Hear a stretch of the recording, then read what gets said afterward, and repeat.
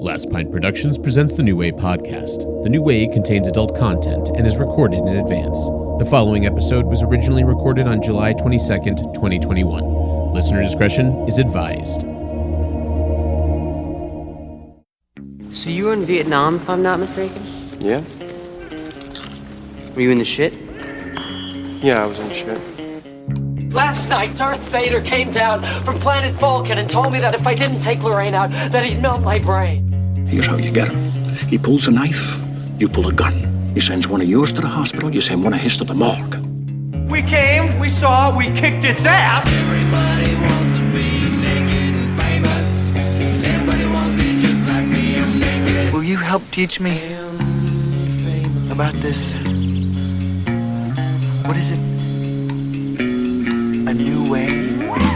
Hello and welcome once again to the New Wave podcast, where we break down pop culture so you don't have to. I'm your host, Matt Schenk, joined in these studios by Mr. Benjamin Scott Wilson. Oh, hi. And coming in via Zoom, we have got Nicholas Santa Croce. Hey, everybody. And we've got Ryan Alexander. Keep it moving. I'm just here so I don't get fined. And Patrick Barrett. Hi, fam. We have a full house. Patrick with his Corona. I love it every time. Committed to keeping it family and keeping it Corona. I appreciate that. It's like the only thing I know about the extended Fast and the Furious universe. It's just that family and Corona. Well, like also, not just family, but it's also dysfunctional family, since The Rock and Vin Diesel hate each other. And that is highly entertaining to me, to watch them just hurl insults at each other about franchises that they're both involved with. It is kind of interesting. How did that happen? I know that they were like keeping score of like how many punches each took in a movie, but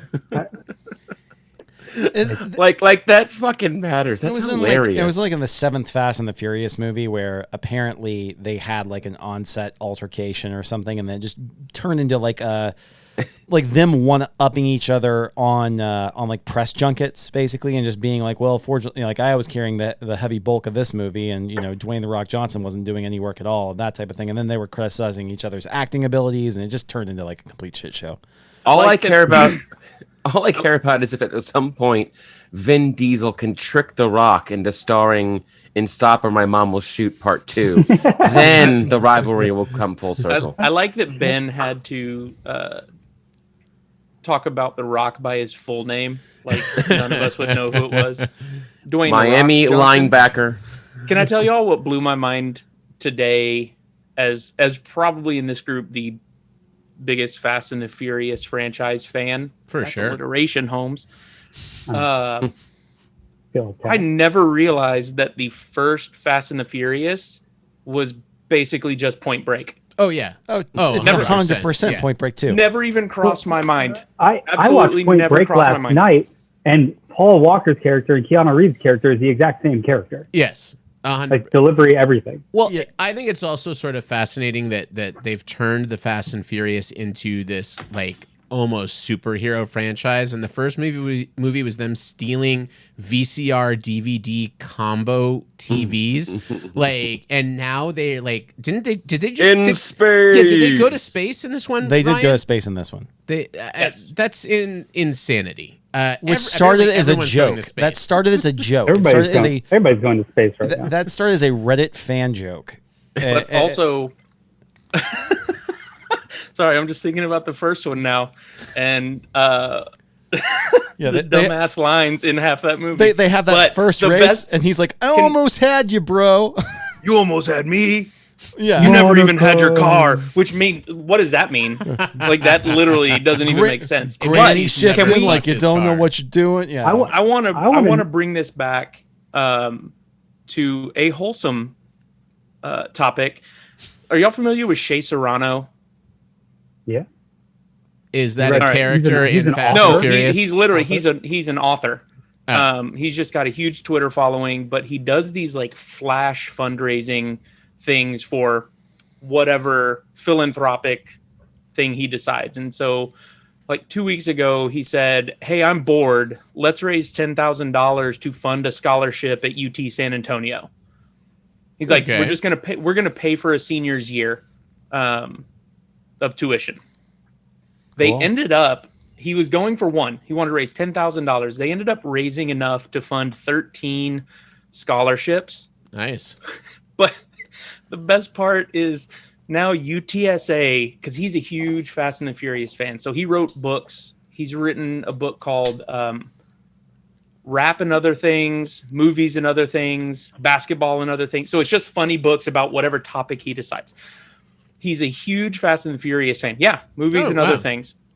And they're funny books. But UTSA now has a funded scholarship based on a bad line from the Fast and the Furious called the Buster Brought Me Back Scholarship. Wow. Wow. He has the best middle finger on Twitter. He does. So he'll block somebody that talks any kind of shit because he's a huge like WNBA fan, and if somebody talks trash about it, he screenshots blocking them and then posts a picture of him just standing in like knee-high socks and Adidas slides just flipping off somebody. I appreciate this. Yeah, it's pretty great. I recommend everybody go check out. I don't do the Chase Solano on Twitters. Twitter. I don't do the Twitters, but I'm gonna go log into my Twitters and do a follow just because of that. Now, Ryan, where would you rank this most recent Fast and Furious film amongst the franchise? And I would like to include Hobbs and Shaw in that franchise. I mean, it is because it's the Fast and the Furious Yes. Hobbs and Shaw. It's like super middle of the pack. Oh, that's sad. It's no 4. Am I right? It's fine. It's good. It's not as bad as the worst ones, but not as good as the best ones. It's the worst one is 2.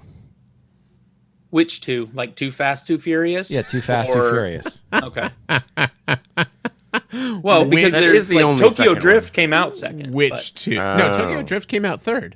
Yeah. Oh, it did? Yeah. Tokyo Drift was 3rd. Ryan, at what point in the series did they all go to the Jason Bourne School of Fighting? That starts after like 4 or 5. 4. I can't remember. They all become super spies. 5 is once they got their sea legs. But Ben, it's funny that you don't like Too Fast, Too Furious because that one's based in your backyard. Oh yeah, it's Miami. Baby. The big scene where they're all coming out of the warehouse is where they have Wake Fest every year. Yeah, that's absolutely right. Lots that's so of funny. At Wake Miami Fest, I'm absolutely hammered at Wake Fest, and I'm like, I have like a beautiful mind moment where I'm like, I recognize this place, and I Google it, and I'm like, oh my god, it really was where they had it. That's amazing. It's essentially a giant parking lot in downtown Miami. It's like that some shit was shot here. Well, yeah, and it legitimately was where they shot that scene where they all come out of the warehouse. That's fantastic. Now, before we get into our main topic, I'm going to bring up what I dare I say maybe the most controversial assignment I've given to the New Way crew in preparation for this podcast. No one liked doing what I asked them to do. I enjoyed it very much. Okay, well, this would make sense because Nick and I sort of this came from. You made it sound like you were making us do some awful sex task. I certainly, and then Nick is like, "Well, I enjoyed it very much." The feedback certainly seemed like I told you to like go murder a loved one, but Prince Ryan resented the fact he had to lift a pinky finger and do a little homework. I was very clear about the fact that it's not that I'm lazy. I just don't care. Like nothing about this assignment struck my fancy, and I looked at it and was like, "Nope, I'm good." Well, I think it was compounding negative feedback from his friends abandoning him this weekend. Yeah, I think so too. That is actually, God. Patrick. I do want. Thank you for bringing that up. I want to make it very clear. Thank you, Patrick. That I am participating in this podcast. There's a lot of alliteration going on right now. I'm participating under protest. Ooh, I was part of it. Well, you know what? In Matt's infinite benevolence, he's allowed you to appear on this podcast, even though you've admitted you don't even care. You don't even care about it. I told you I'm operating under a fuck around and find out mentality. Wow. Currently, my favorite. Well, let's play with fire and see what happens. My favorite Poke part the of this bear. is Ryan preceded this podcast by holding up a printout of the assignment with nothing like just to rub it in even more. Not that he just didn't do it. He printed it out to do it and then said no. And then held it up for like 10 seconds in front of the screen of an unfilled out piece of homework. I haven't gone through the trouble of physically printing out a document in 17 years. The last time someone printed something out for this was when Paul printed out a 4-page manifesto about her and his marriage. And how well did that go? I saved it. It actually sits here on my desk. I want to combine that. So it's a Paul Manifesto. Paul Manifesto. Manifesto, I think is Paul it. Manifesto. Manifesto. Yep, there it is. Manifesto was almost the villain in Wanda. We're gonna get to Mephisto soon. He's a douchier version of Mephisto, just like really trolling for ass. So Nick sent me a assignment can Mephisto itself. Nick sent me a TikTok. There's a TikTok duet option going out there that's basically kind of 13 prompts for movies. And Nick's like, I'd like to see yours. And I said, oh, this would be kind of fun to do on the podcast. Maybe we can all go through our choices and share them. Now, it was a good thought. It was the most ridiculous prompt, though. It's like, what movie is every character from 1984? And how would they fit into Animal Farm when you cried as an infant? Now, as much as I love a good Orwell reference, Ryan, if you had simply read the prompts, you would have seen they were very straightforward. So very straightforward. Bitch. Well, Ryan, do you want to use the backup one I sent you? I did. You're such a snowball. Patrick, I got your email, Patrick. I'm gonna read yours. Wait, hold on. Walk on 4 legs, break the law. Wait a minute. As much as I don't want to stop a nice Orwell train going here, am I to understand, Patrick? That's a weird book. An Orwell train. Patrick made a backup list. That's what it sounded like. Patrick did 2 assignments, and he gave you one of his. He did your homework for you. Yeah, it's just like normal college with Ryan and I. Oh my God. Actually, I will say Patrick never did my homework because I wasn't smart enough to be in Patrick's classes.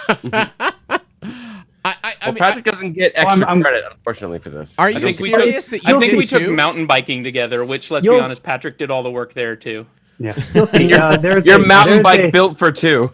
Yeah. The list I gave Ryan is show appropriate.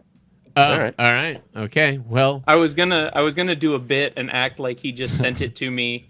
In like the first question. The problem is Patrick kind of jumped on that. There are only 10 Fast and the Furious movies, and there are only 12. There are 13 questions, so we're either doubling up, or there's going to be some issues. I tried. Yeah. That's legitimately what I was going to do, and then like question number 3, I was like, "Fuck this." You got to learn not to try to surprise the New Wave crew because they will jump on that. They will sense the joke in the water and they will strike. Whatever. I got you with Alan Rickman, and it was great. Ryan is like Zach Morris, but like in the way that like he puts all his effort in outsmarting the assignment, and if he put that energy towards the actual assignment, maybe we'd have a great list going. I wouldn't even say you're not far off. It's not so much effort into outsmarting it. It was effort into whining about it all the time for the last 3 days. He was in a bad place. He was in a bad place. I think he played a gambit. He physically printed out a document and nothing. Again, I'm participating under protest to avoid a fine.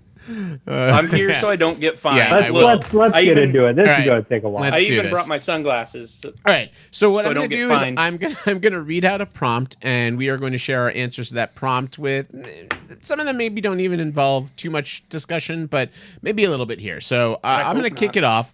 The first question was a movie you didn't like at first, but the more you thought about it, the more you liked it. I picked Magnolia, which I was not a fan of when I saw it, and I railed pretty hard against it, and then I revisited it about 10 years later and really changed my mind about it. Mine was Bottle Rocket. Didn't like Bottle Rocket initially? Nope, but I liked it after the fact. Interesting. Ryan? Patrick's backup answer before Patrick's real answer is Marvel's Civil War. Okay. So wait, I don't have any information on this. I'm literally wait. So wait. So is the premise here that Patrick wrote your answers for you? Yeah. So that's your answer, care of Patrick. Take it how you will. All right. I don't. Oh all boy. right. All right, Patrick. All right. I chose Dumb and Dumber. I walked out of the theater. Wow. And it took me about 8 years before I watched it again and was like, oh, this is hilarious. I did not understand smart dumb. That's now you do. That's good. That's a really good answer because that's also a movie that like every boy child like just immediately. So you must have not been like, you must have had a lot of friends angry about that answer. Yeah. No, I was misunderstood as a child. I can relate to that. How about you, Nick? The Vivitch. The Vivitch. I mean, to be fair, the first time I saw The Witch, the start time was past 8 p.m. I was very tired. I fell asleep in the theater, and then I watched it with you on demand. And when you put on those subtitles, I tell everybody, if you're going to watch The Witch, turn on the subtitles because it's amazing how much you miss. Yes, they are speaking English, but they are speaking old English, old with an E at the end of it. It is hard to understand. Like the beer in Chicago. Yes. And Milwaukee. Yes. All right. A little more satisfying than that. Also, Anchorman fits in this category. Oh, that's now he wants to participate. Look at you, all of it. Hey, I'll do it live. I don't want to go. I don't want to go swimming. Ryan answers last every time, so he can formulate his opinion. I don't want to do the prep work. That doesn't mean I don't actually have answers. Oh boy, you gotta do it on your term. Oh Lord. I'm not going swimming. Wait a minute, all my friends are swimming. I want to go in the pool. All right. Have we met? I'm a baby brother. That's how I operate. A movie you love, despite it being in the genre you hate. This is tricky because first off, it's a bullshit question because it's like I don't hate any genre. All right. Okay, Mr. Accepting. Ben doesn't theatrically kink shame. I don't particularly like Nazi films, but I guess Ben's really into that genre because there is no bad genre. So you don't like Inglourious Bastards? I'm kidding. No, I picked mine. I'm not a huge horror. Jojo Rabbit. I'm not a huge horror fan, but I love Cabin in the Woods unapologetically and not everything about it. That's not even a horror film. That's comedy. It's a movie that's deconstructing horror movies. You don't even know what you don't like. You're deconstructing horror movies. All right, Ryan, what's your answer? Guardians of the Galaxy 1. Can't hate this genre, so this one is picked because it's so weird from the rest. You are selling. Okay, Ryan Robot. Ryan's reading answers written by a bot. Okay, Ryan, what's your answer? This is like also, I am Nigerian Prince. Would you like to send $4 million to me? See, this would have been a lot better if Patrick hadn't sold me out from the get-go. It's like filling out a Mad Lib with your friends in a separate room, and then handing texted me that you weren't going to do anything after I sent this to you. I love it. You both somehow threw each other under the bus on this, and now the bit has just become like the bizarre. Can you read the last half of that sentence again? I got to hear that again. Ryan, I'm going to sell it better for you. Okay. So the theme of this podcast has to do a lot with Marvel. This is all of these answers named after Marvel movies. Okay.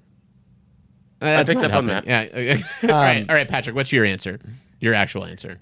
I also don't like horror, so I chose Saw. Saw 1. It took a lot of people to convince me to watch it. I watched it, loved it. Don't want to watch any of the other Saws or the Hospitals or Paranormal Activity or any of those. Don't care. Understood. So, Nick, how about you? Goodfellas. This is true. You don't like gangster movies, the mafia movies. Well, he doesn't like Italian gangster movies. Specifically mafia, but I mean, that is mostly... That's what all the mafia movies really are. I don't think you've ever actually even seen The Godfather, though. I've seen parts of The Godfather. Oh, okay. Aren't you a Godfather? Wait, so why do you hate Yeah. mafia movies? I don't like. I never liked The Sopranos. I don't. It's not my thing. You feel like it misrepresents your people? No, I feel like it does. It absolutely does. And I don't care to watch it. It reminds me of Thanksgiving. Great answer there. I have done Thanksgiving at Nick's house, and it is like The Sopranos. I was Well, gonna no, say, no. Did they have you got the gabagool? Irish. You got the Irish Thanksgiving. That's fine. I don't like Irish Thanksgiving sounds like a weird sexual maneuver. Yeah, it does. It involves Reuben sandwiches. What, Potatoes. Reubens? What? Okay. I don't know. All right, and what was yours, Ben? I don't like historical retconning that much. We're changing the past or changing events. But I like Inglourious. I like Inglourious He's going to Basterds. pick Hamilton. All right. Next one is a movie. Wait, hold on a second. So, do you like Once Upon a Time in Hollywood? No. All right. Well, that's stayed true to form. Next. Yeah, they, did. They didn't kill Hitler. I like that Nick tried to bear trap him there. Wait, I got one he's going to love. No, I hate it. We actually did a whole podcast. Jew bear trap him. We did a podcast kind of regarding that topic actually when we did our Jojo Rabbit podcast. Lots of Hitler talk in that one, so we got some weird fans on it. Tune in, won't you? Next one is a movie you like, but not for the reasons most people do. The next one is a movie so criminally underrated. Sorry. A movie so criminally underrated you fervently recommend it to everyone. I put a one that actually Ben recommended me originally that I love, which is called Away We Go, which we have recommended on the podcast before. And I think not enough people have seen it. That's a good one. What about you, Benny? I got two. Real quick ones. One's older from the 90s, which is Matthew Leibovitz's La Haine, or Hate, the French film, which I think is probably one of the most seminal films of the 90s. If nobody's seen it, then watch it. Oh, okay. And the other ones... If you fervently recommend that to me, I will punch you in the nose. Fuck you. It's fucking awesome. He's just trying to bring some culture to this podcast. It's fucking awesome. Fest. And by the way, you'd fucking you. love it because it's an amazing movie. He saw the word fervent and he got very artsy. The other one came out a couple of years ago, which I've tried to recommend to everybody, which just because it's total wish fulfillment on my part, which is The Boy Who Would Be King. There we go. I don't think I've watched either of those films. So I recommended Boy Who Would Be King to you many times. I know. John Carney. Fervently. Not John Carney, I've never heard of any of this. It's the guy who did Attack the Block, but it's like it's a modern day King Arthur, like a kid finds I recall this now. King we Arthur's have sword. talked about this one. And it stars Andy Serkis's kid. There we go. Ryan. Thor. Is there a sentence to go with this one that's written in choppy English? No. All right. Thank you. I regret helping you. Patrick, what's your answer? I'm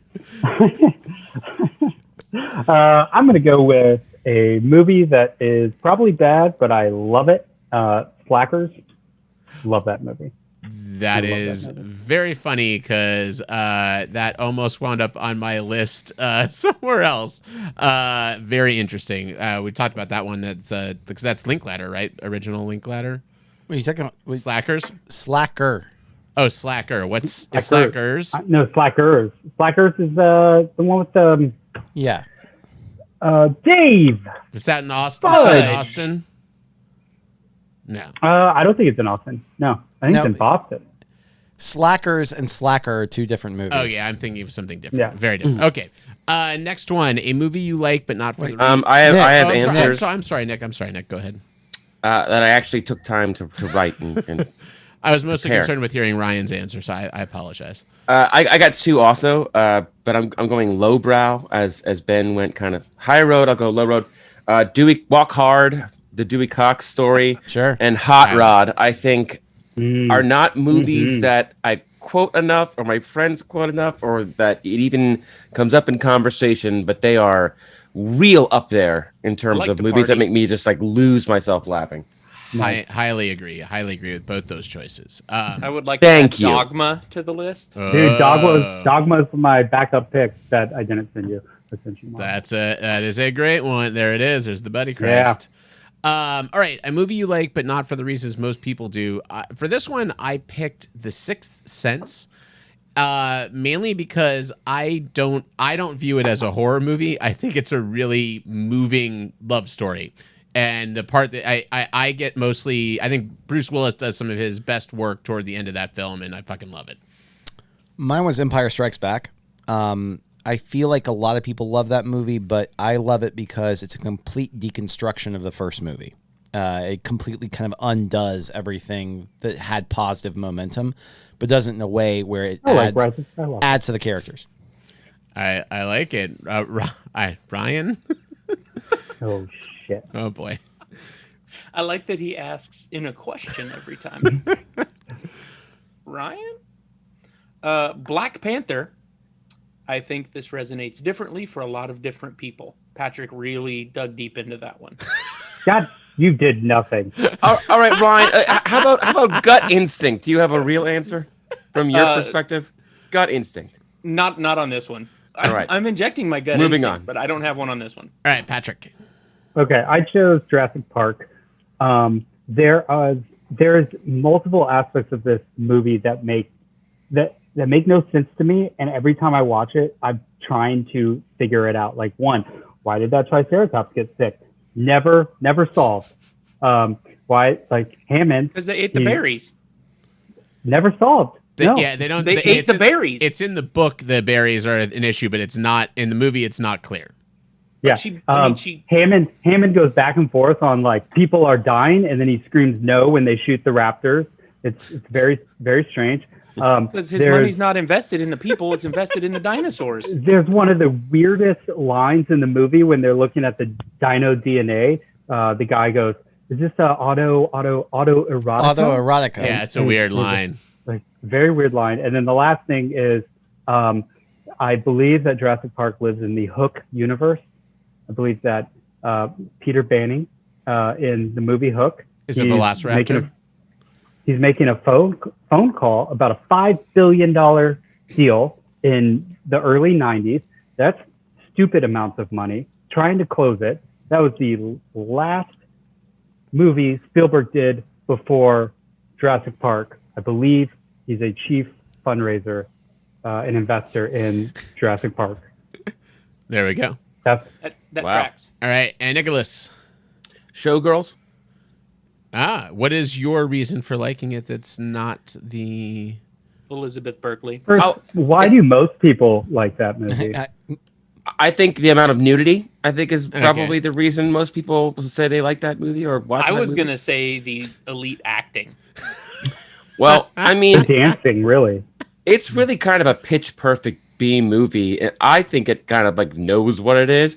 But in my mind, it's kind of funny you said that, Patrick, before with Jurassic Park, because I like to watch that movie thinking that Jessie Spano grew up to become a stripper, and Agent Cooper started tracking her from the Twin Peaks universe, and it all converged in Showgirls. I was okay with the first part, but I am not going to let you drag Agent Cooper into Showgirls. Kyle MacLachlan and Elizabeth Berkley. Damn fine set of tits. Nick is also the first person that has ever said he likes watching Showgirls. I don't like watching Showgirls. The question was, why do you like a movie for a reason that other people don't? All right. I don't like watching it. I love watching it. All righty. Next one. A movie that would be the perfect film if it weren't for one bad scene. I think this prompt is problematic in its phrasing. I don't think any of us truly are going to think that this is a perfect film with one change. Yeah, but that being said, of course. Yeah. Okay. So I picked another one we've talked about before on here, which is Looper, and it's not necessarily one bad scene, but it's a bad resolution that I find everything else in the movie to be perfect, and then it heads in a direction that I don't particularly like. Yeah, mine was Munich. I don't like intercutting Eric Bana's sex scene with the massacre of all of the people. Oh my God! At the end of the movie. And then really the last 10 minutes where it's just Jeffrey Rush and Eric Bana, the whole wrap up of that movie. But other than that, I love that movie. I think it's great. All right, Ryan. All right, I'm actually going. I'll give you Patrick's, but I actually have one for this that fits in Patrick's theme. So Patrick put Avengers: Age of Ultron. All right. Those stupid visuals that mostly went nowhere. In the same, That's so specific. No, this list is bizarre. This I can list only is give you what Patrick absolutely has given bizarre. me. I can only work with the material I'm given. I didn't like it because of the visual in that scene. Patrick, they're just mocking you, man. You know. gonna take that? I mean, I appreciate the go-getiveness. In the the what? The go-getiveness. Go-getiveness. Yeah. You know, the eager beaverness. I will say there's some bullshit in Age of Ultron. Bullshit. Why didn't you just say that? Age of Ultron, because there's some bullshit. It's more than one scene. One scene. So on this one, in the same mold, I would put Endgame. Because I absolutely hate the scene where all of the female characters. Oh, fuck you. I'm not I don't hate the premise of the scene, but it was so contrived. It was very It was so shoehorned cheesy. in. It was very shoehorned. So Infinity War did it better. Hey everyone, please look and notice that we are intentionally putting all of these strong female characters together to do this one part. Like it was cheesy. They did it better in Infinity War. It was a 6-second Infinity shot. War. In a movie, Infinity War, they went. She's not alone, and there was 2 more, and it was good. That's to what I'm me, saying. it's more of a nitpick than if you take out that scene, it makes the movie better. I don't think it makes the movie better. It's just a cool. You just call bullshit on my opinion, so fuck a off. nitpick. It's just like a nitpick. I agree. Brian, I agree that mostly. I mostly agree. I just want to call attention to how many times that exact moment happens with all men in every fucking movie. Why didn't you? Because there's only men. Because there's only men. Why didn't you put that in as a movie that was marketed as progressive, but you find really regressive? That should have been for we haven't gotten to that question. 2 questions later. Bag. But by the way, we are going to only go halfway through this list. We're all getting a little heated here, and I also want Ryan to have to come back. I'm just goofing. You new boot goofing? Okay. All right. I chose Apollo 13, the scene where the astronauts argue with each other in the capsule, lay blame, and it's really heated and stupid. 1, it never happened. I 2, stirred it the fucking tanks. To the movie. Yeah, that's a stupid scene. I love never it. happened. I love that you went. It was very heated, which adds dramatic weight, and you're and it's bullshit. Nick. Bullshit. Interstellar. I was all in until the end floating library scene, and it just ruined it for me. Yeah, it didn't make any fucking sense, and it was weird. Weird. I hear in all of that. I thought that would be an interesting question. All right. This is also a terrible question, I will 100% admit. Remember, these prompts were written by millennials. So that's really what we're dealing with here.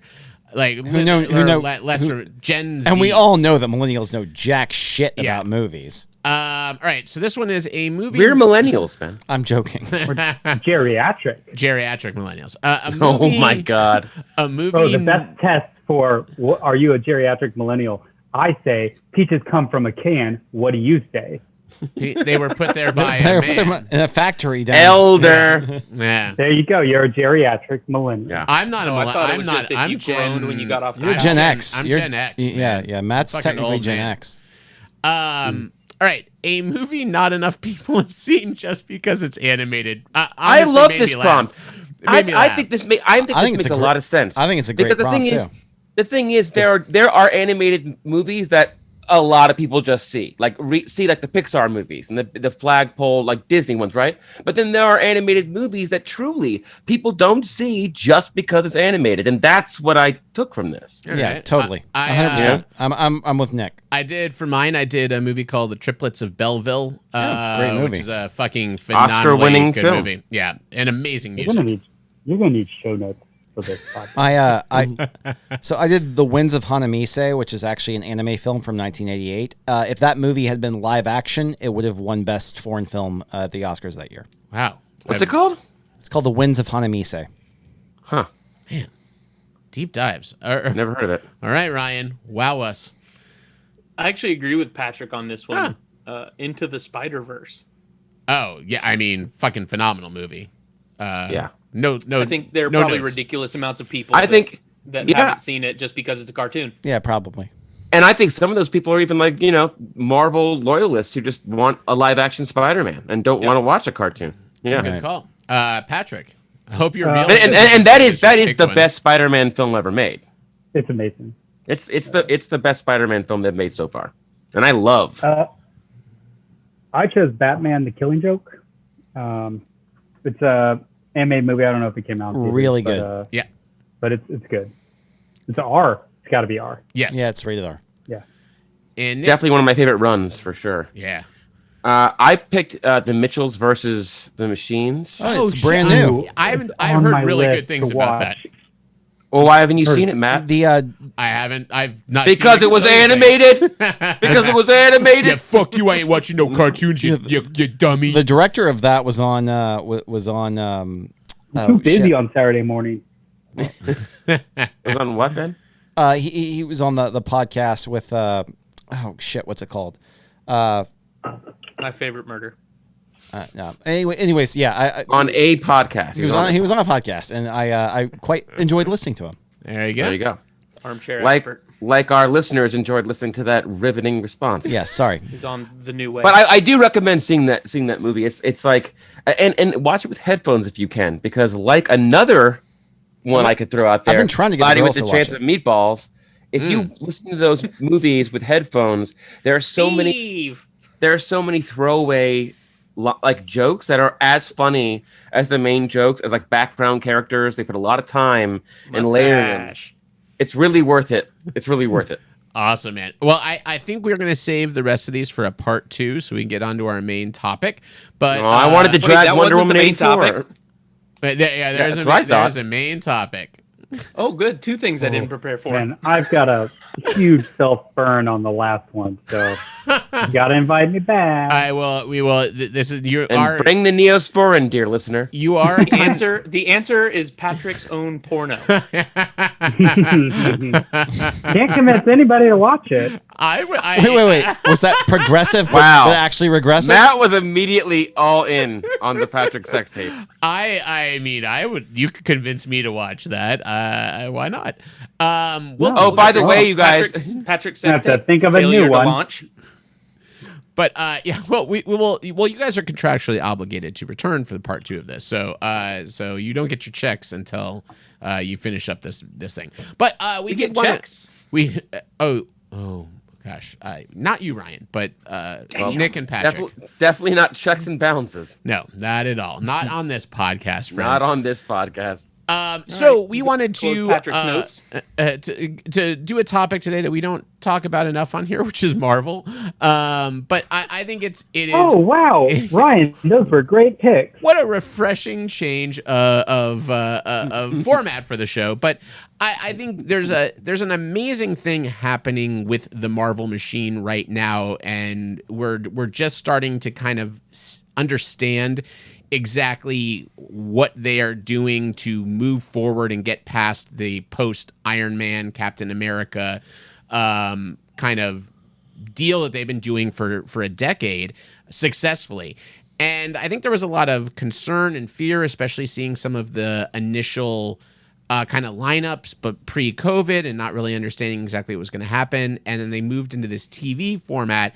And I think, I almost think that COVID was the best thing that could have happened to their model. Yeah, listen, not to their theme parks, but to their model, mainly because pushing these TV series, the 3 that have come out, and making sure that those are showing up before some of the films has been an amazing way to open up the universe without kind of pigeonholing it.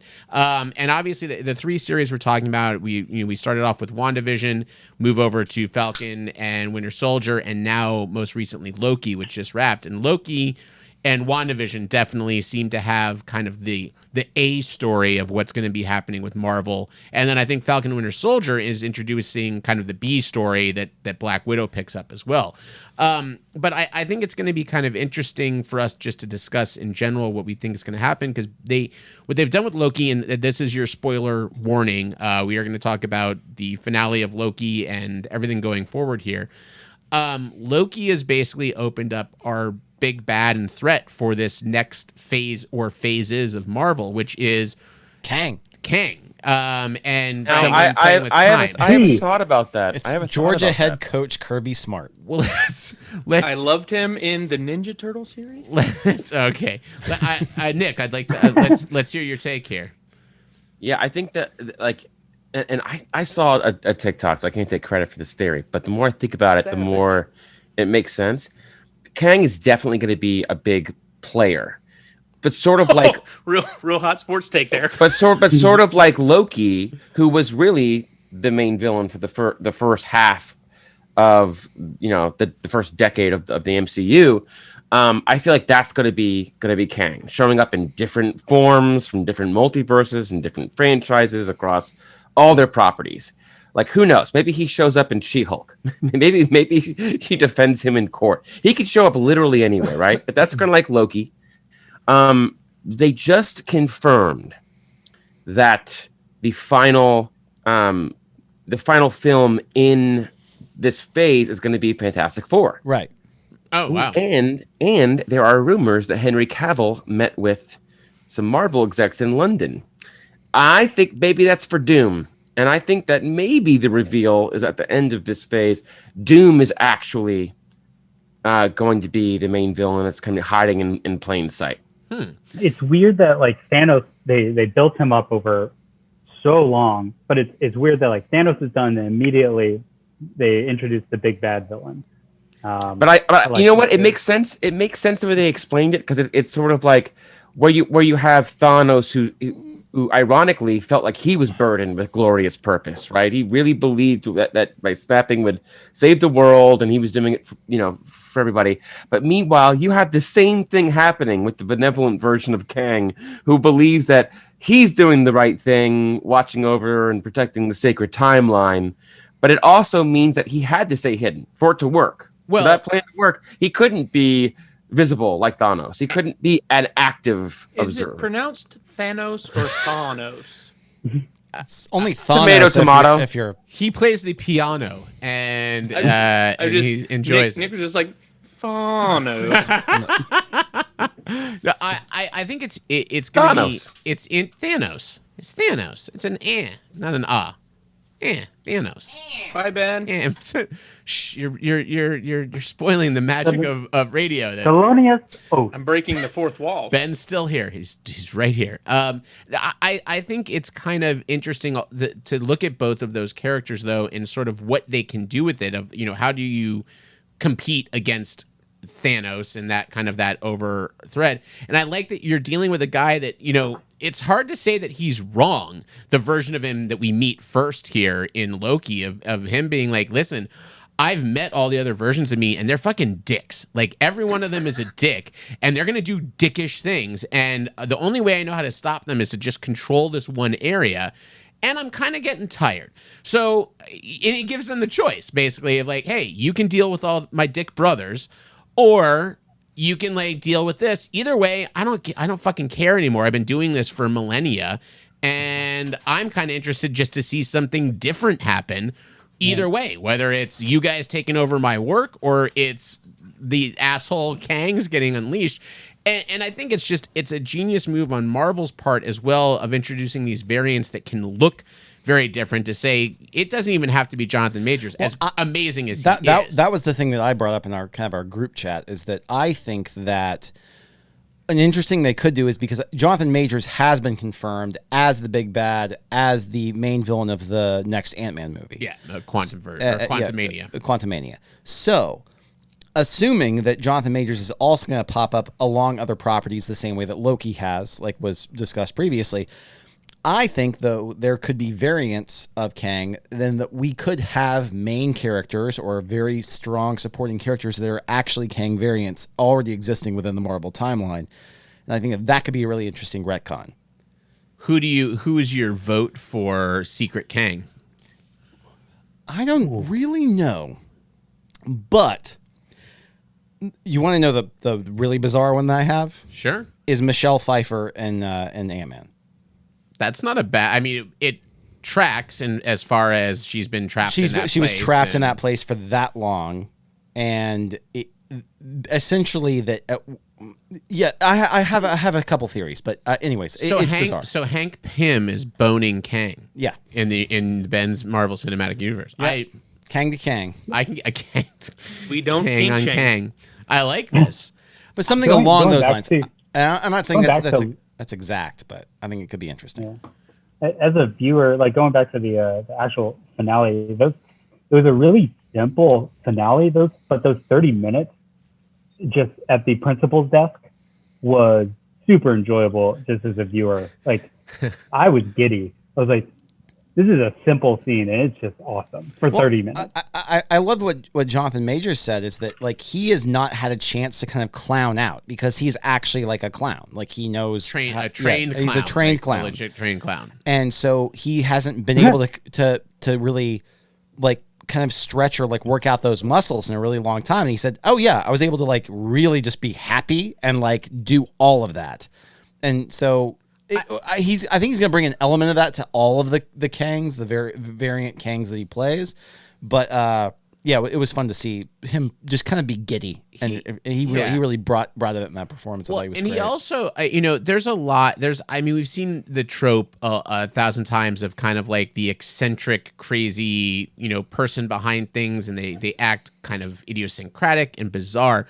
But I honestly have never really seen it done in the way that he did it, because it was like it was so like you couldn't track exactly what was like most of the performances just seemed too it's gonna sound silly, it seemed too clownish, where his was they're more performative. Yeah, and his was just like you felt like this is this person reacting to stuff he knows is going to happen and being amused and scared. I mean, that moment when he's like, we've crossed the threshold and it fucking hits of like, this is it, like the shit is happening, this is it. At the same time, I didn't know happening. if he was lying. Yeah. I didn't know if that was a performance within the performance. I heard Majors that jumping up on the desk was a complete ad lib, and it took everyone by surprise and like kept them off kilter, which I think was part of that Kang. And it actually was funny with all the talk about Mephisto and not having it come to fruition. His Kang in the finale actually reminded me a lot about how I would picture Mephisto. Every classical depiction of the devil was like well-dressed and handsome and charismatic, and that's the danger. Not that you look at you got a guy like Thanos. He's immediately a bad guy, Yeah, that big purple ball chin. And I'm getting. I checked on the internet. There's many different conflicting reports, but I think that it comes from Thanatos, which means death in Greek, or the embodiment of death or something. So anyway, Thanos. You picture. God damn it! I can't get past purple ball chin. I'm sorry. Anyway, all I was saying is that his depiction of that Kang felt like sort of a sympathy for the devil type of a thing, and where you're afraid of him not because he looks scary or he's physically imposing or has a deep voice or anything like that.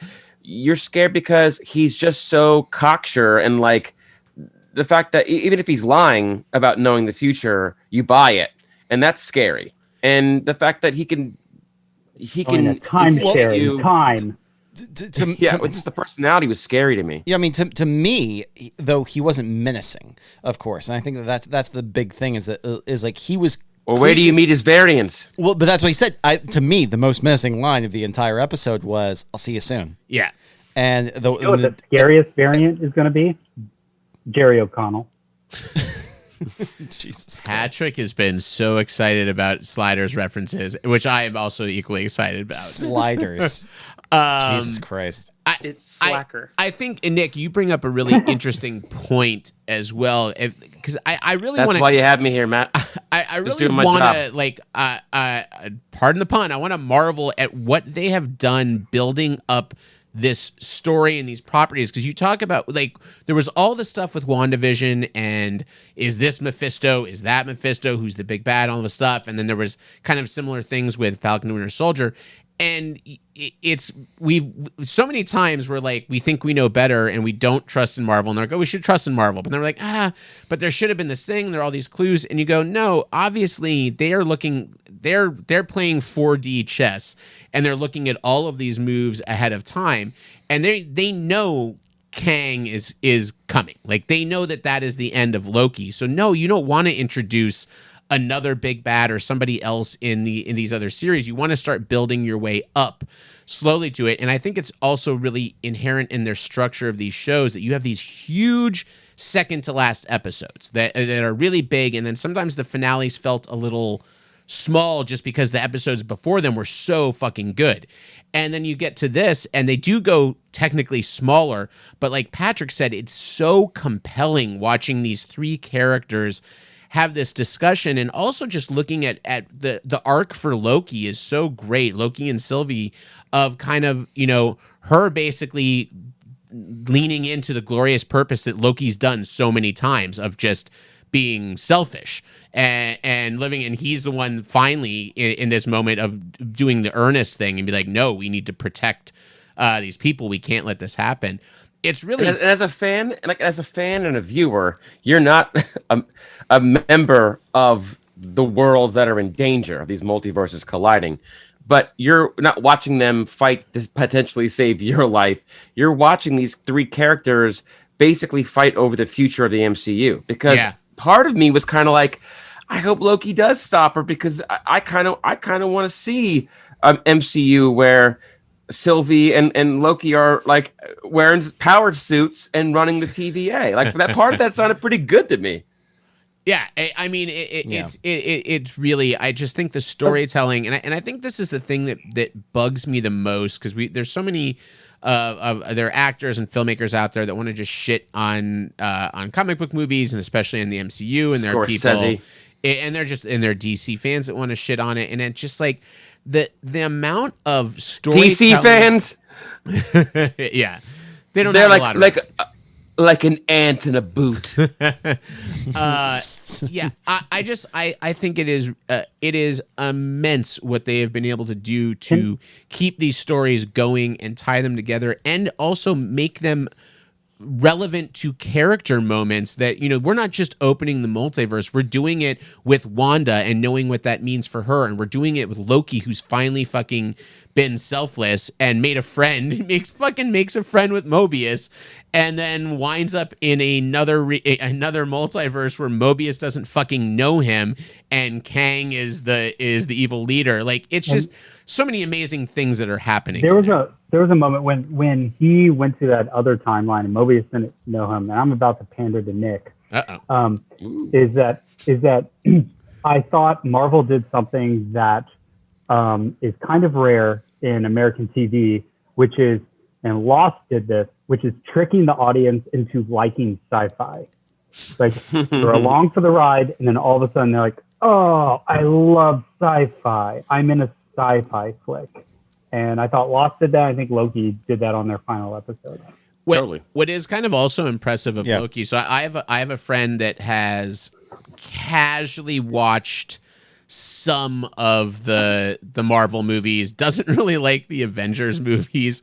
He's a listener of the show, Casey. If you're listening, I'm talking about you.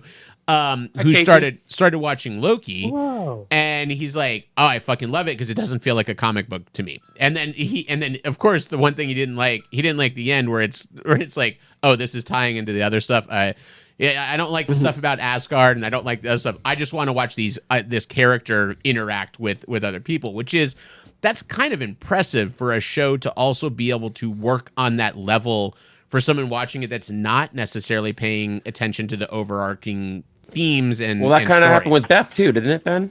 Yeah, kind of. By the way, who just got an Amazon delivery? Because I heard somebody's ring cam. Yeah. That was my ring cam from work. That was someone delivering Ryan's homework assignment for next episode. CEO entrepreneur. No, what I was going to say is Beth was really into WandaVision. She really liked WandaVision. And then Did she know it was Agatha all along? No, she did not. She had no real context because she hadn't seen all the movies or anything. So I ended up having to explain a lot of context to her. But she loved that show. Watched the first half of the first episode of Falcon and Winter Soldier and couldn't get through that and left. And I was like, well, I guess I'm watching that on my own. But yes, into Loki. So what is everyone's final ranking? Real quick. I go WandaVision, Loki, Falcon Winter Soldier. I'm gonna go Loki, WandaVision, Falcon Winter Soldier. Same as Ben. Yeah, I'm same with Nick. Tiebreaker? I really What think if he's like Falcon and Winter Soldier? I would love that. I think Chaos. Loki and Wanda are Timeline tied just for me. split. I think Loki has some amazing things that are going to be happening. All right, with calling it, the president of the Senate All to right, do the all right. tiebreaker. All right, Joe Manchin. I'm really excited. I think Eric Bana puts Loki at the top because Marvel can now claim the Hulk movie and blame Loki, the god of mischief. I Eric would Bana love is for really- Eric Bana to show It up. really had a presence in today's show. Who knew? Right. I mean, that would be by the way, that also the things that they could do with the multiverse, and I don't think that they're going to go crazy. I mean, they're doing the And what they can if. make soap operas. Yeah, I mean, they're doing They the can What do If series, but I mean, I would anything. watch a series like What If that is literally Eric Bana, Edward Norton, and Mark Ruffalo in a room talking as banners. I won't watch anything that's animated. God damn you. Yeah, I mean, Careful, Matt. You sure you want to make a definitive stance on something? I never do. No, I think Loki and WandaVision are tied. They really are to me. I think they are great. You're the worst. They're both great. There's like some TikTok or YouTube theories that if you sync up that last episode of Loki, last episode of WandaVision, they like sync up. And I thought about doing it today. I think it's bullshit. No, it's not. It syncs up to the second that when he says we've crossed the threshold, that's when you start playing Dark Side of the Moon. That's At exactly right. that second. That's exactly. Damn it, Nick. Exactly. I saw Ryan trying to get to that to buzz in on that one as fast. Gotta be quicker than that. Gotta be quicker than that, Ryan. Too slow. No, it lines up in two separate spots that make sense. But even if it doesn't exactly line up, it makes sense for what's happening in it. But isn't that conversation taking place outside of the timeline?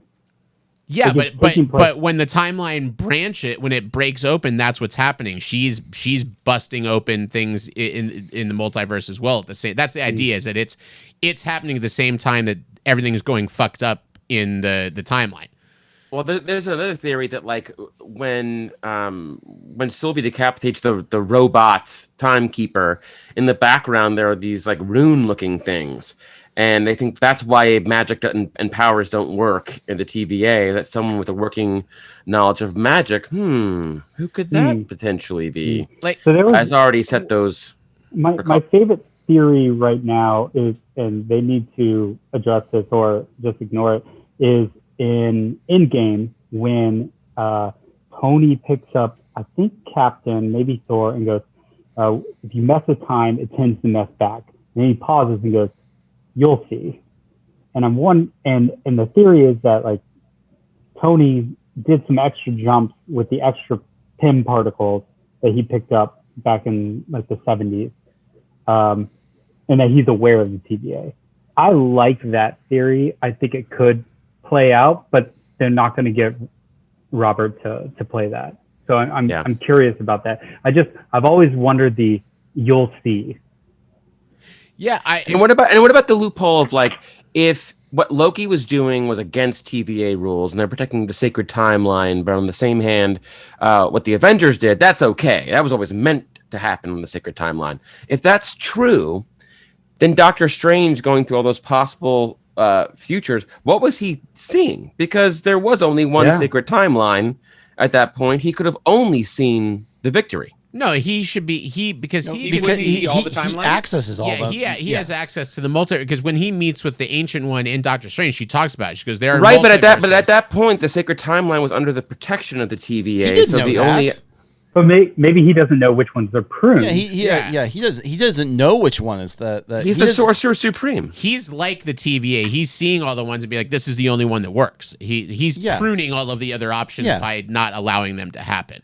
But I'm saying if you're talking about like a predestination, right, from point A to point B, and there could be branches, sure, but if the sacred timeline is gospel, and the Avengers are meant to save the world in the sacred timeline, then he could have only have seen one outcome. No, why? No, because he's experiencing it in real time at that point. At that point, there are 1,000, millions, and billions of different permutations that could potentially happen. There wasn't, because there was only one sacred timeline that was being. Hold on. The TVA was protecting a sacred timeline. That doesn't mean that the other timelines don't exist.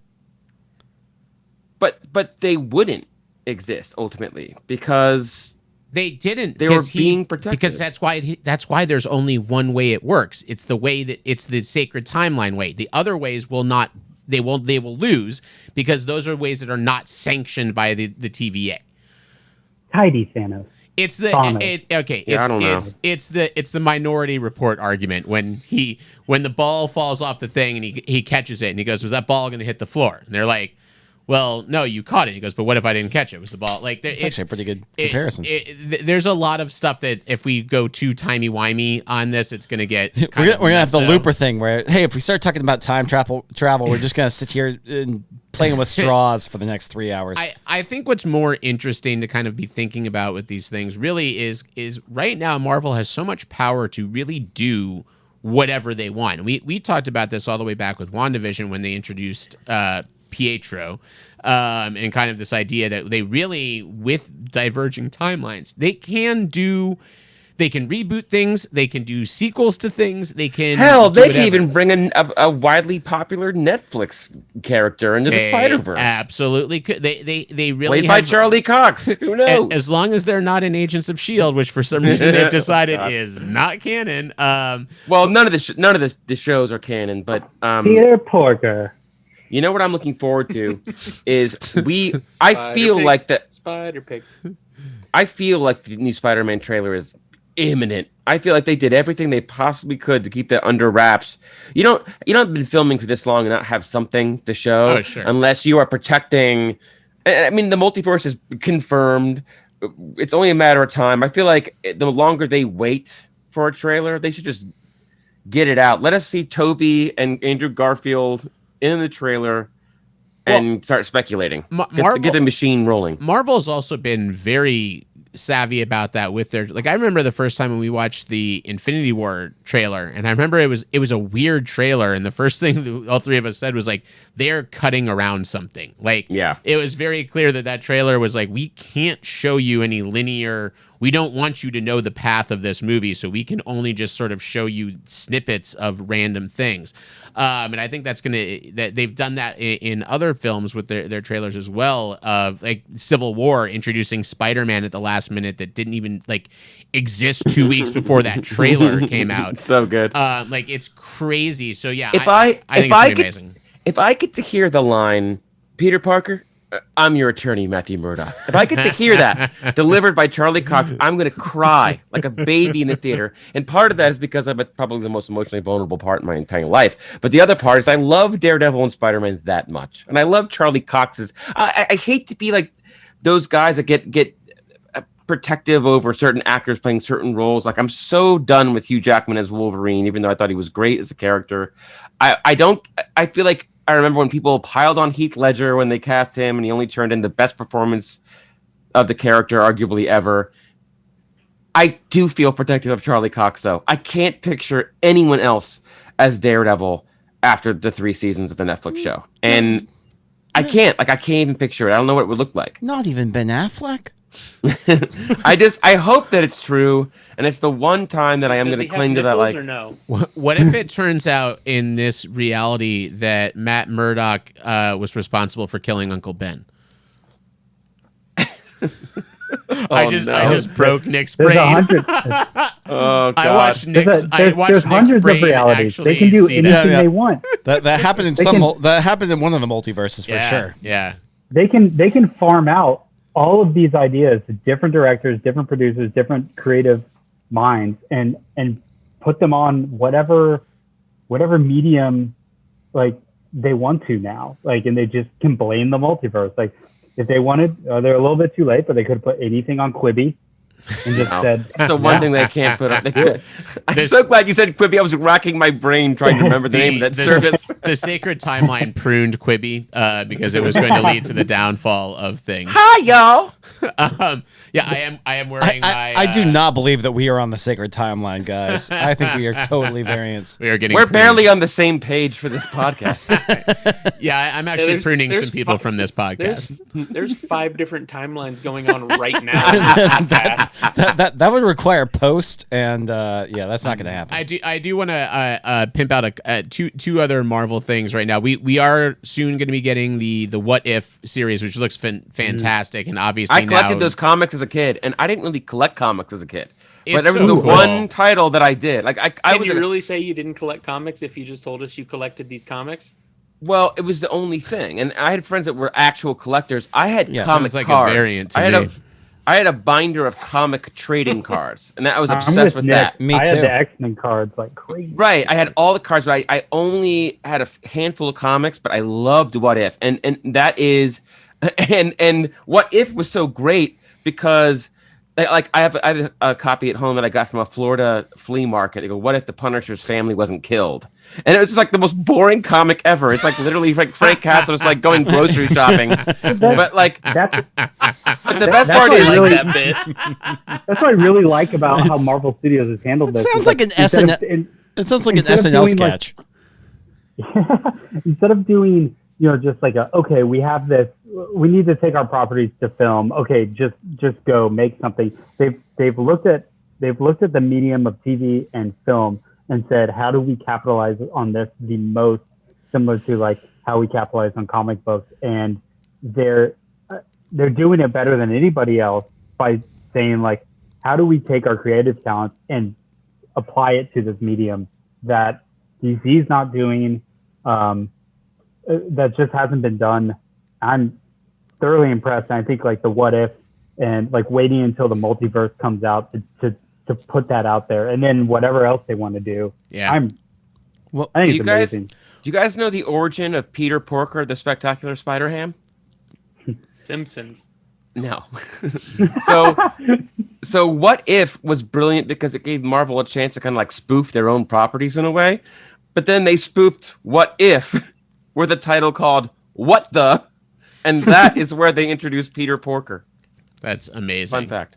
Do And I collected animals that one too. talk in this world? Or I don't want to freak anybody out. That's a damn good Mulaney. Well, Nick, are they going to do Marvel Zombies?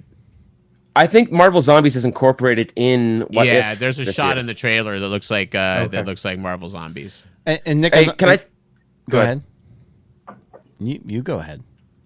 Well, I had a quick story that I think is kind of funny and it ties into Loki a little bit. When I was little, I found myself at a shopping mall with my mother, and they were having auditions. Remember that phenomenon in the 80s where they would have they would go all across the country, even in the middle of nowhere in Baltimore, and they would have cattle calls for kids for movies, and you would read lines cold, and that was they're gonna find the diamond in the rough somewhere in Wichita, right? So I begged my mom to wait in line for 2 hours to read. It's how all the boy bands started. Yeah, basically. 98 degrees. Nick was almost in 98 degrees. degrees. I'm gonna make you a star, kid. I sent in 2 videotape auditions for Mickey Mouse Club, and I waited in line for this. And when we got there, I remember they only gave me 1 line to practice, and I think it was a Grisham movie. And the best part is I was reading auditioning for Pelican Brief? No. It was the client. It was the client. It was the client. It was one had the autistic child, because it was the worst matchup for me is to play someone that has trouble expressing themselves. The client ended up being what's his face? He just passed away. Yeah, directed Batman and Robin. Amy Winehouse. Schumacher. No, I was talking about the guy who played the kid. Oh, Brad Renfro. Brad Renfro. Yeah. Also so dead. I technically read for that role in Maryland. And anyway, I technically read for that role along with 1,000 other kids in between waiting for their lobster roll. But I read for that role. And you didn't. Yeah, that's right. But the one line this kid, and the whole point is that the whole movie, he doesn't talk at all. And then when he does talk, it's supposed to be super powerful. And the one line was, "No, Sylvie, don't." And I started saying that in my sleep. My sister still gives me shit for it. But I'm watching the finale of Loki, and sure enough, I hear that exact line for the first time in like 28 years. That's No, amazing. Sylvie, don't. And the other thing funny. that they just released, and I have not had a chance to watch all of it, is they released the making of, which they just do a phenomenal job on Disney Plus of these making ofs. They're great, but I did catch one bit, which is one of the funnier things I've seen, because there's a very clear bromance between Owen Wilson and Tom Hiddleston. And he goes, Owen Wilson's telling the story. He's like, yeah, I was sitting down with Tom one day, and he started reciting something, and I was like, oh, is that Hamlet? No. He goes, is that Hamlet? He's like, oh yeah, and he goes, I actually did Hamlet with. And Owen Wilson's like, have you actually done Hamlet before? He goes, yeah, I did it. I actually was directed by Kenneth Branagh on it. And he goes, and then Owen Wilson goes, and it must just be like the British politeness. But then he turned to me and he goes, have you ever played Hamlet? And I realized that's the first time anyone in my entire professional life has asked me that question. He's like, I was never once on set, and Ben Stiller was like, hey, Owen, you ever play Hamlet? Which I just thought was hysterically self-aware. And in this season of What If, a whole episode is dedicated to if Tom Hiddleston had never asked Owen Wilson if he had been in Hamlet. All right. Those two sitting in a room talking to each other was like, Loki's this super powerful guy. He's in all these movies. He's always in charge. He always has a ulterior motive. And Owen Wilson is just causing him to be a Nathan Filoni confused gift. Just was super enjoyable. You mean Nathan Fillion? Nathan Filoni. Dave Filoni? First, I thought you said he was Thelonious Monk. You know I love Filoni. I actually called him a Nick, and then it was a Nathan Filoni. Filoni is a soccer player. Yeah. Nathan Fillion is Fillion. the actor. There he is. Nathan Fillion. We got there. Okay. No, I said Fillion a little bit earlier. Hey, to take it away from Marvel for just 1 second before we close the podcast, making sure everybody saw the new Dune trailer. Oh, yes. I have not, but I did watch the entire season of Sexy Beast, and I cannot recommend it more highly. I can't watch that. Watch it. I can't. Watch it. Watch it. Why? Can't. Watch it. It's terrifying. It is crazy. Wait, Sexy Beast? The movie? Okay, so it's a show based off of the random obscure Ben Kingsley movie. That everybody came out. No, it's a random. Everybody is dressed up like the early Oh, 90s the Beauty and the furries Beast. fucking show. No, it's the Masked Singer meets like Love The is Bachelor. Blind. And it is fucking great. It is so good. It is the most ridiculous thing ever. It's so good. It's so good. Changing my last answer on the quiz to that, even though it's not a movie. Well, I want to. I'm gonna get into Dune, but I want to know what one Emmy, what one before we let Marvel die. What one Emmy Marvel nomination do you think has the best chance to take home the hardware? If you had to pick one of the nominations, Han, I think. You think Han? I think Catherine Hahn. I think Hiddleston could do it. I think Hiddleston she's got wasn't the steam. nominated, He wasn't nominated. It was He's not eligible. She got. I thought it was hyphypothetical, not the ones that were actually nominated. The actual Okay. nuts. So like WandaVision's nominated. Elizabeth Olsen is nominated. Bettany's nominated. Catherine Hahn's nominated. I'd have to look at who they're up against, but in general, I think Catherine Hahn's got some really big steam behind her right now. I would think say this is her year. of those, I think Catherine Hahn, yeah. That'd be cool. I think the outstanding period and or character hairstyling, they have a chance. Yeah. Yeah, they do. I love outstanding original main title theme music. I think they also have a good shot. I mean, well, once Loki is eligible for that next season, the Loki score and opening theme is fucking just amazing. So would you give the Emmy? Would you give the Emmy to the Mandalorian or WandaVision? He already won for Mandalorian, so no, for the show. Oh, for best show, for drama. I'd go Wanda. I think Mandalorian's a little bit better than WandaVision, but that's just me. I go Wanda. I think Wanda's more unique. I give it the uniqueness factor. Yeah, I'd probably. I don't know, man. Season 2 of Mandalorian was pretty It fucking was great. dope. I think Oliphant. You sure you don't want to go back and just say they're tied? Yeah, you know, right? You're Nope, actually. I don't know. I'm not gonna say right, they're. I'm not gonna Nick. say they're tied. I'm sticking with my guns. I'm sticking I with. think with you're right, Nick. I think they're tied. I think Dave Filoni did an okay job. But again, Felonious monk.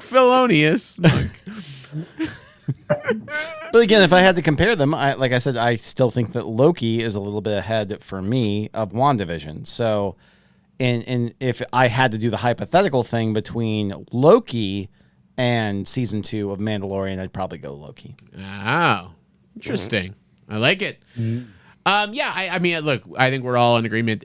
There's only amazing places upward and onward that they can go now. And Nick, you talked about Henry Cavill, which I love the idea of Marvel. But by the way, Henry Cavill. honestly, Cavill as Doom is a pretty fucking good casting. Oh hell yeah! Now here's the problem. Here's the problem though, and like they kind of was a tightrope act with Chris Evans and his agent and his contract. He's like, okay, at a certain point, a Chitauri's got to kick my helmet off so you get a good look at my mug, or I'm not going to sign the dotted line, right? With Doom, I think that really, man, you get one shot. You get the Darth Vader before he dies, one shot at his face under that mask the entire time he's in the MCU. Otherwise, you really lose quite a bit of what Doom is about. He's always masked.